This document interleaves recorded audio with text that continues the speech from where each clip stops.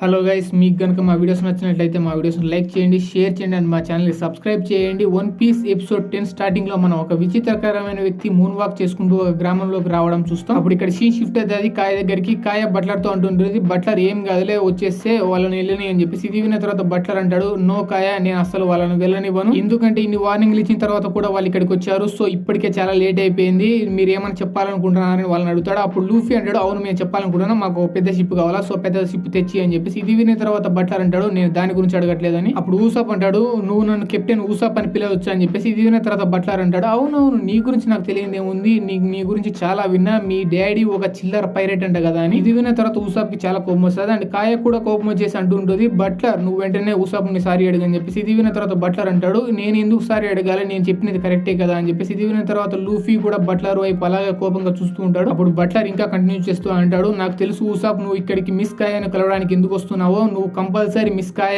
వెనకాల ఉన్న ఆస్తి కోసమే వస్తున్నావు ఇక్కడికి, నాకు తెలుసు. బట్ ఊసాప్ నువ్వు ఎప్పటికైనా ఈ విషయం గుర్తుపెట్టుకో, నువ్వు మిస్ కాయ కాలి గోటి కూడా సరిపోవు అని. ఈ మాట విన్న వెంటనే కాయకి చాలా కోపం వచ్చేస్తుంది. కోపం వచ్చేసి అది బట్లర్ ఇంకా చాలు, ఇంకా మాట్లాడడం ఆపేయని. ఇది విన్న తర్వాత బట్లర్ అంటారు, బట్ మిస్ కాయ నేను ఇక్కడ ఒక్క అబద్ధమైన ఆడానని, నేను మొత్తం నిజాలే చెప్తున్నా అండ్ ఇక్కడ ఈ విషయం కూడా నాకు తెలుసు, ఈ ఊసాప్ తన తండ్రిని చాలా అసహించుకుంటూ ఉంటాడని చెప్పేసి. ఇది విన్న తర్వాత ఊసాప్ అంటాడు, నువ్వు ఇంకొక మాట మా డాడీ గురించి తప్పుగా మాట్లాడినా, నువ్వు ఏది వాడుకొని మాట్లాడుతున్నావో దాన్ని కోసి వారుకుతాను అండ్ ఈ మాటను నెక్స్ట్ సెకండ్ ఊసాప్ ఒక తాడు చేసుకుని బట్లర్ ముందర పోయి ఆగుతాడు. ఇది చూసిన వెంటనే బట్లర్ అంటాడు, నువ్వు ఇంత ఎందుకు కోపడుతున్నావు నాకు అర్థం కాలే, నేను చెప్తానేటివన్నీ నిజాలే కదా అని చెప్పేసి. ఓకే నాకు ఇప్పుడు అర్థమైంది, ఇవన్నీ నిజాలు కాబట్టి మీ డాడీ ఒక చిల్లర ఒక పైరేట్ కాబట్టి మీ డాడీ నువ్వు అసహించుకుంటున్నావు కాబట్టి నువ్వు నన్ను ఇట్లా కోపంగా చూస్తున్నావు అని చెప్పేసి. ఇది విన్న వెంటనే ఊసాప్ ఇంకా తట్టుకోలేడు, అందుకే ఒక 4 ఏట్లు వేస్తాడు మనం మీద. అండ్ ఇదంతా చాలా బాధతో మిస్ కాయ చూస్తూనే ఉంటుంది అండ్ ఏం మాట్లాడలేకపోతుండే. అది ఇదంతా లూఫీ కూడా చూస్తుంటాడు, మనోడు కూడా ఏం మాట్లాడదు, జస్ట్ చూస్తూనే ఉంటాడు. అండ్ కింద పడిన తర్వాత కూడా మనోడు మూసుకోడు, ఇంకా అంటూనే ఉంటాడు, మీ డాడీ ఒక చిల్లర పైరేట్ అండ్ నువ్వు కూడా ఒక చిల్లర పైరేట్ లాగా ప్రవర్తిస్తున్నావు అని చెప్పేసి. ఊసాప్ గట్టిగా అరుస్తూ అంటాడు, బట్లర్ నువ్వు మూసుకో, నీ ఫస్ట్ విషయం ఏంటంటే మా డాడీ పైరేట్ అవడం వల్ల నాకు అసహ్యం కావడు, మా డాడీ అంటే నాకు గర్వం అని చెప్పి. అందుకే నేను చిన్నప్పటి నుంచి చాలా అబద్ధాలు చెప్పాను, కానీ మా డాడీ గురించి ఎవరైనా అడిగినప్పుడు ఒక్క అబద్ధం కూడా ఇప్పటి వరకు చెప్పాల్సిన అవసరం కూడా లేదు, ఎందుకంటే మా డాడీ ఒక పైరేట్ అవ్వడం వల్ల నాకు చాలా గర్వంగా ఉంది. ఇది వినే తర్వాత ఈ బట్లర్ నవ్వుతూ అంటాడు,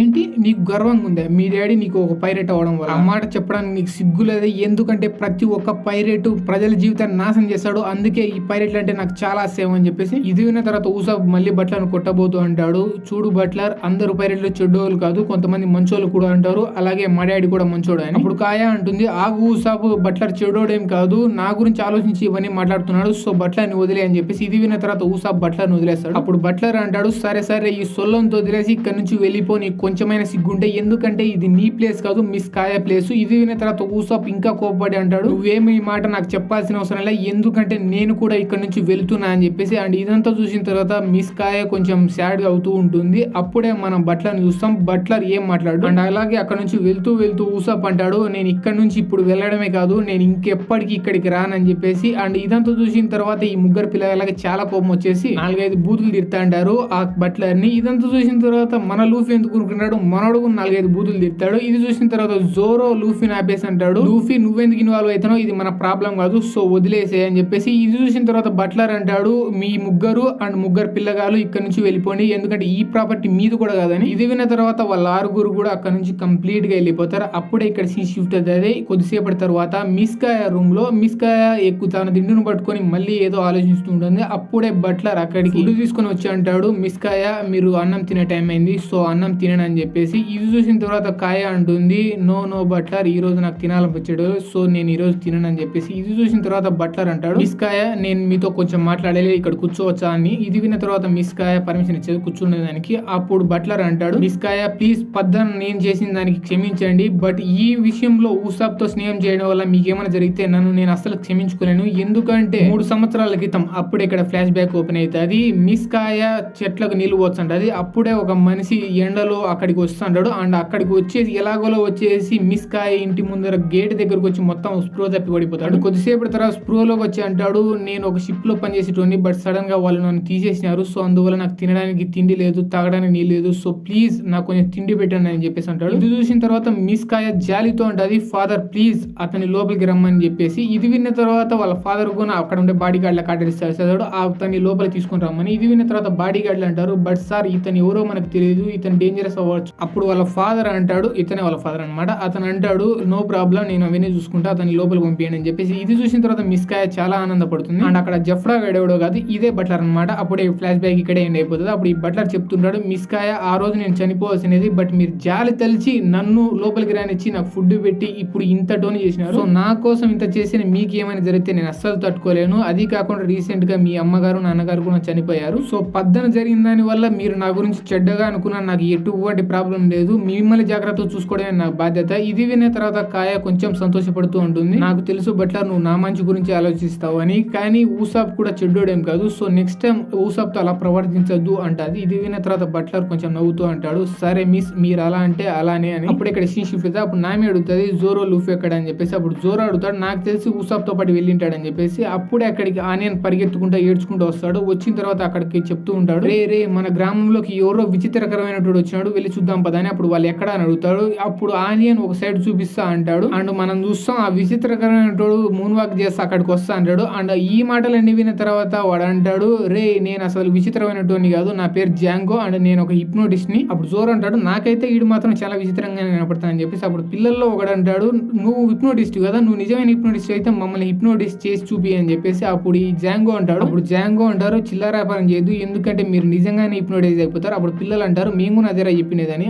ఇది విన్న వెంటనే వాడికి కొన్ని కోపం వచ్చేసి హిప్నోటైజ్ చేయడం స్టార్ట్ చేస్తాడు. కొద్ది సెకండ్స్ తర్వాత హిప్నోటైజ్ అయిపోతారు, వాళ్ళతో పాటు ఈడుకుని అయిపోతాడు. ఇది విన్న తర్వాత జోరో అంటాడు, నేను అనేది నిజమే అనమాట, ఇది చాలా విచిత్రంగా ఉన్నాడు, వాళ్ళతో పాటు ఈడుకుని హిప్నోటైజ్ అయిపోయినాడు అని చెప్పి. అప్పుడు ఇక్కడ సీ షిఫ్ట్ అయితే ఊసాప్ దగ్గర. ఊసాప్ ఎక్కడో కూర్చొని ఏదో ఒక ఆలోచిస్తుంటాడు. అదే సెకండ్ లో చెట్టు పై నుంచి లూఫీ సడన్ గా ఊసాప్ ముందరకు వచ్చేసి ఆగుతాడు. సడన్ గా అలా ప్రత్యక్షమయ్యేసరికి ఊసాప్ చాలా భయపడిపోతాడు. అప్పుడే లూఫీ ఊసాప్ పక్కన కూర్చొని అంటాడు, నాకు తెలిసి ఆ బట్లర్ అనేది మీ ఫాదర్ గురించి చాలా తప్పు, ఎందుకంటే యాసప్ గురించి నాకు తెలుసు, యాసప్ చాలా గొప్ప పైరేట్ అండ్ చాలా మంచి వ్యక్తి కూడా అని, ఎందుకంటే మీ డాడీ నాలాంటి చాలా విలేజ్ పిల్లలకు కూడా హెల్ప్ చేసేటోడు అని చెప్పేసి. ఇది విన్న తర్వాత ఊసాప్ చాలా సంతోషపడుతూ అంటాడు, ఏంటి నిజంగానా అని చెప్పేసి. అండ్ అలాగే కంటిన్యూ చేస్తూ అంటాడు, ఎవరు ఏమైనా అనుకొని మా డాడీ పైరేట్ అవ్వాలనుకున్నాడు, పైరేట్ అయ్యే తీరాడు, సో మా డాడీ అంటే నాకు గర్వంగా ఉందని చెప్పేసి. ఇది విన్న తర్వాత లూఫీ అంటాడు, ఓకే ఇవన్నీ పక్కన పెట్టలే కానీ నువ్వు ఆ పాపతో అంటే కాయతో మాట్లాడవా అని. అప్పుడు ఊసాప్ అంటాడు, అవును నేను ఆ కాయతో అస్సలు మాట్లాడను, ఒకవేళ ఆ బట్లర్ వచ్చి నన్ను క్షమాపణలు అడిగితే అప్పుడు మేబీ మాట్లాడడానికి ఆలోచిస్తా అని చెప్పేసి అంటాడు. అప్పుడే లూఫీ ఒక సైడ్ చూపిస్తా అంటాడు, నాకు తెలిసి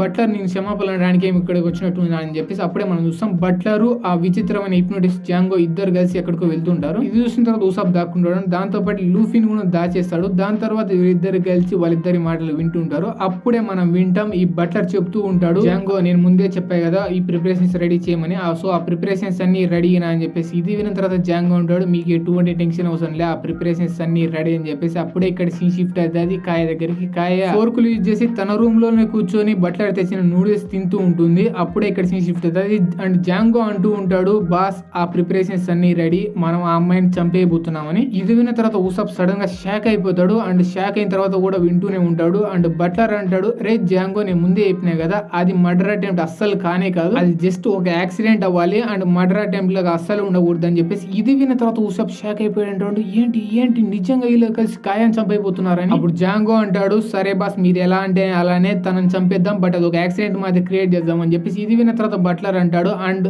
దానికంటే ముందు నువ్వు చేయాల్సిన ఇంకో పని ఏమిటంటే ఆ కాయాన్ని ఎలాగో చంపేస్తావు, బట్ ఆ చంపే ముందరని హిప్నోటిక్ పవర్స్ యూజ్ చేసి ఆ కాయాన్ని హిప్నోటైజ్ చేయి. ఆ హిప్నోటైజ్ చేసిన తర్వాత తన ఆస్తి పత్రాలన్నీ బట్లర్ అంటే నా పేరు మీద వచ్చేలాగా చేయి. దీని తర్వాత నవ్వుతూ అంటాడు, నేను 3 సంవత్సరాలు వాళ్ళ అమ్మ నాన్న కాయ ట్రస్ట్ గెలిచేదానికి ఇన్ని సంవత్సరాలు కష్టపడినా అండ్ ఫైనల్లీ ఈ ఆస్తి రేపటికల్లా నా చేతిలోకి రాబోతుంది, అప్పుడు నేను చాలా ధనవంతుని అయిపోతా అని చెప్పేసి. ఇది విన్న తర్వాత జాంగో అంటాడు, సో బాస్ ఇన్ని సంవత్సరాల తర్వాత నీలోని ఒక పైరేట్ మళ్ళీ బయటకు వచ్చాడు అన్నమాట. 3 సంవత్సరాల క్రితం నువ్వు ఇంకా పైరేట్ గా ఉండను అని డిక్లేర్ చేసినప్పుడు నేను చాలా షాక్ అయ్యా, బట్ ఇప్పుడు నాకు అర్థమైతుంది ఎందుకంటే అప్పటికే నిన్ను మైరన్స్ క్యాప్చర్ చేసేసినారు, ఆల్మోస్ట్ నిన్ను చంపేయబోతుండ్రి, బట్ అక్కడి నుంచి నువ్వు ఎలాగో తప్పించుకొని ఫైనల్లీ ఈ రిచ్ ఫ్యామిలీ వాళ్ళ ఇంట్లోకి వచ్చి ఇన్నాళ్ళు బతుకుతున్నావు అనమాట. సో నాకు ఇప్పుడు అర్థమైంది నీ ప్లాన్, నీ పక్కా పర్ఫెక్షన్ ప్లాన్. అంటే నీ ప్లాన్ ఎంత పర్ఫెక్ట్ అంటే నువ్వు బతుకున్న విషయం గవర్నమెంట్ కాదు కదా, అసలు నీ పాత పైరేట్ క్రూ కూడా అసలు తెలియదు. అండ్ ఈ 3 సంవత్సరాల గ్యాప్ లో ఆ డబ్బు కోసం నువ్వు వాళ్ళ అమ్మని వాళ్ళ నాన్నని ఆల్రెడీ చంపేసావు అండ్ ఇప్పుడు కాయాన్ని కూడా చంపబోతున్నావు, ఫైనల్లీ ఆస్తి నీ చేతికి రాబోతుంది. అండ్ ఇవన్నీ విన్న యూసఫ్ కి చాలా కోపం వస్తుంది, అనుకుంటుంటాడు వీని ఎలాగో నాశనం చేయాలని నేను. అప్పుడు కెప్టెన్ కూర అంటాడు, ఏ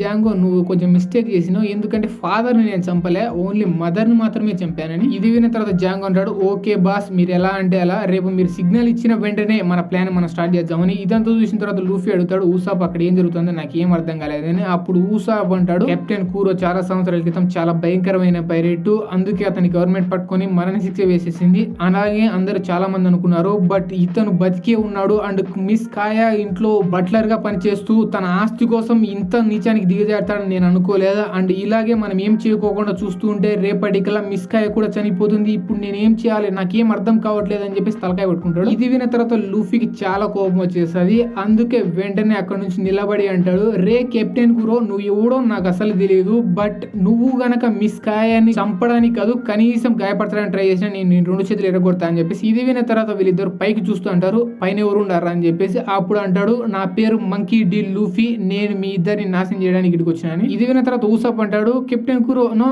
బట్లర్ మాకేం తెలియదు, మేము ఏమి లే, సో మేము ఇక్కడ నుంచి వెళ్ళిపోతున్నాం అని చెప్పేసి. ఇది చూసిన తర్వాత బట్లర్ అంటాడు, జాంగో నువ్వు వెంటనే వాళ్ళిద్దరిని హిప్నోటైజ్ చేయి అని చెప్పేసి. ఈ వాయిస్ విన్న వెంటనే జాంగో తన చేతిలోని రింగ్ తీస్తాడు. తీసిన వెంటనే లూఫీ హిప్నోటైజ్ చేయడానికి ట్రై చేస్తాడు. ఇది చూసిన తర్వాత ఊసాప్ అక్కడ చూడద్దు అంటాడు, బట్ మన లూఫీ చూస్తూనే ఉంటాడు. అప్పుడు జాంగో హిప్నోటైజ్ చేసి 1 2 3 అన్నప్పుడు నిద్రపో అని చెప్పేసి అంటాడు. నిద్రపోతాడు మన లూఫీ. బట్ మన ఊసాప్ మాత్రం తెలివిగా వాయిస్ వినకోకుండా అండ్ ఆ రింగ్ చూడకుండా దూరం పోయి గడ్డి మీద వండుకుంటాడు. అప్పుడు మనం చూస్తాం హిప్నోటైజ్ అవ్వడం వల్ల లూఫీనే కాదు ఈ జాంగో నిద్రపోయింటాడు. ఇది చూసిన తర్వాత కెప్టెన్ కూర అంటాడు, రే ఇన్ని సంవత్సరాల తర్వాత కూడా పక్కలను హిప్నోటైజ్ చేసిన తర్వాత నువ్వు హిప్నోటైజ్ అలవాటు పోలేదరా అని. అప్పుడు మనం చూస్తాం లూఫీ ముందే కొండ గట్టు మీద అంటాడు. సో అందుకే నిద్ర అవ్వడం వల్ల వెనకాల ముందర పడకోకుండా డైరెక్ట్ పైనుంచి కింద పడి ఉంటాడు. ఇది చూసిన తర్వాత కూర అనుకుంటా అంటాడు, ఇంకా మనం ఈయన ఏం చేయాల్సిన అవసరం లేదు, ఎందుకంటే అంత పైనుంచి పడిన తర్వాత ఇటు కంపల్సరీ చనిపోయి ఉంటాడు. అండ్ ఇది చూసిన తర్వాత కెప్టెన్ కూర అంటాడు, ఊసాప్ నేను యాక్చువల్ గా మీ ఫ్రెండ్ చంపాలనుకోలే, బట్ వాడే కింద పడి చనిపోయినాడు. అండ్ నేను కూడా ఇప్పుడు నేను చంపాను, ఎందుకంటే మా ప్లాన్ పక్కాగా ఉంది. ఆ ప్లాన్ ఎవడు మార్చాలనుకునే ఎవడు మార్చలేడు, ఎస్పెషల్లీ నీలంటోడు. ఎందుకంటే నువ్వు ఈ గ్రామం మొత్తంలో కల్లా పెద్ద అబద్ధాలు కోరు, సో నువ్వు ఈ ప్లాన్ గురించి ఎవరికైనా చెప్పినా ఎవడు నమ్మడు. ఈ మాట విన్న వెంటనే ఊసాప్ అక్కడ నుంచి పరిగెత్తుకుంటూ వెళ్తుంటాడు. అండ్ అలాగే ఏడుస్తూ ఆలోచిస్తుంటాడు,